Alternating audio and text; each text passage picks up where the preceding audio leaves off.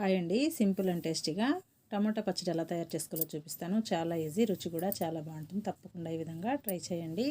బాగా పండిన టమాటాలు 6 తీసుకొని శుభ్రంగా కడిగి ముక్కలుగా కట్ చేసుకోవాలి. మీ కారానికి సరిపడిన పచ్చిమిరపకాయలు కూడా కడిగి పక్కన పెట్టేసుకోవాలి. స్టవ్ వెలిగించి కడాయి పెట్టుకొని 1 టేబుల్ స్పూన్ ఆయిల్ వేసుకొని ముందు పచ్చిమిరపకాయలు ఈ విధంగా వీడియోలో చూపిస్తున్నట్టు వేయించుకోవాలండి.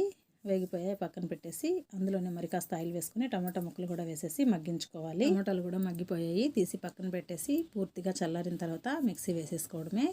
కొద్దిగా చింతపండు నీళ్ళలో నానబెట్టి పెట్టుకోవాలి. ఉల్లిపాయ కూడా కొద్దిగా పొడవుగా కట్ చేసుకోవాలి. ముందు పచ్చిమిరపకాయలు అలాగే టమాటాలు కూడా వేసేసి రుచికి సరిపడినంత ఉప్పు వేసి నానబెట్టుకున్న చింతపండు కూడా వేసేసి కోర్సుగా గ్రైండ్ చేసుకోవాలండి.